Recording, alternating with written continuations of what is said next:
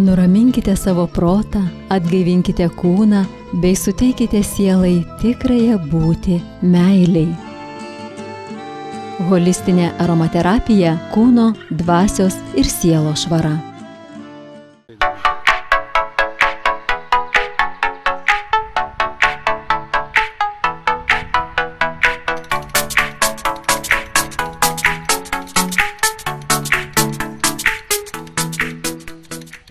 Mūsų kūrybinė grupė smartkadras.lt, rengdama televizijos laidą Darbščios rankos atviros širdys, atranda nuostabiausias Dzūkijos krašto vietovės, bendrauja su skirtingų pomėgių, gyvenimo patirčių žmonėmis, siekiančiais kūno ir dvasios darnos, kuriuos jungia noras gyventi toliau nuo miesto šurmulio, artimiau bendrauti, dalintis, kurti sveikesnę aplinką sau ir savo vaikams. Saknevoj, Dzūkijos glūdumoj, jau kurį laiką čia įsikūręs chemijos mokslų daktaras, verslininkas Alanas Petrauskas. Gyvena darnoje su gamta ir savimi. Jo rytas prasideda saulės pasveikinimu, 10 ir daugiau kilometrų bėgimu, maudynėmis tvenkinyje, bet kuriuo metų laiku, pačiais įvairiausiais jėgos pratimais, puoselėjančiais ir stiprinančiais ne tik fizinį kūną. Įstabaus grožio gamtos kampelyje Sakneviškis įsirengęs ne tik įprastą skersinį, bet ir pačių netikėčiausių treniruoklių,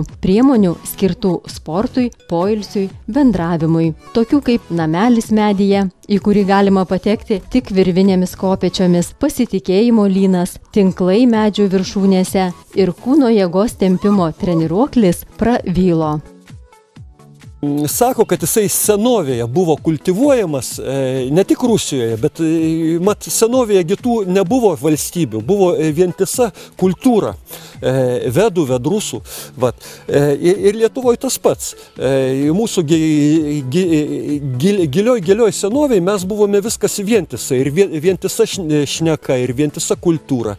Ir tai buvo būdas, kaip žmogui palaikyti tą visą gyvybės energijos vaikščiojimą, tonusą. Tas treniruoklis, ką jisai daro? Jisai tempia. Daugumas mūsų pratimų arba gyvenimo praktikų gniuždo mūsų, sakykime, organizmą ir mūsų visas tas sausgyslės gniuždo. O čia tempia.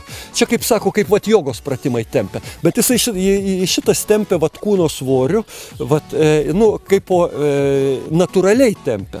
Kad tu negali pertempti to, ko tau nereikia pertempti.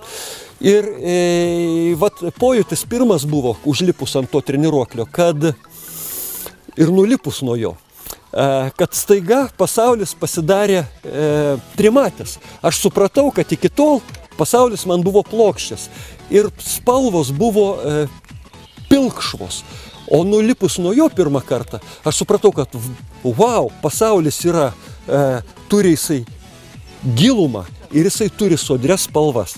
Tai bent pirmas kelias minutės po to prietaiso man pasaulis buvo visai kitoks. Aš staiga prisiminiau, kad vaikystėje aš būtent tokį pasaulį ir mačiau. Ir tada po šito supratimo sakau, ne, aš jį noriu turėti. Ir tada susitariau ir nusipirkau, iš Rusijos atsivežiau. Tai jisai labai populiarus ir žmonės, kurie pamilsta tą prietaisą, jie dažnai kabo ant jo ir jie jau gali iškaboti ten ir valandą.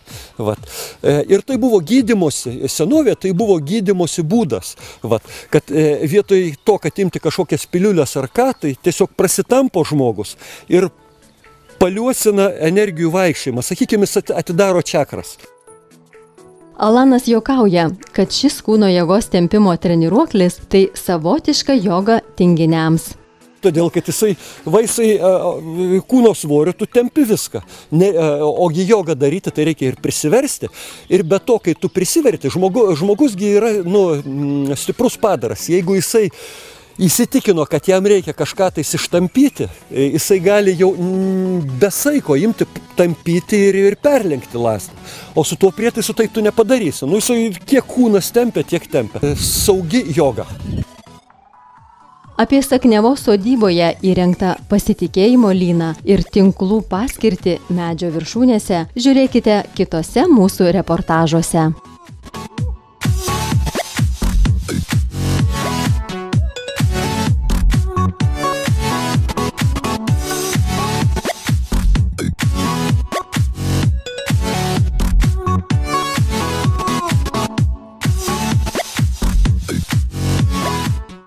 Fotografija – tylos menas, bet mes bandome ją įgarsinti. smartkadras.lt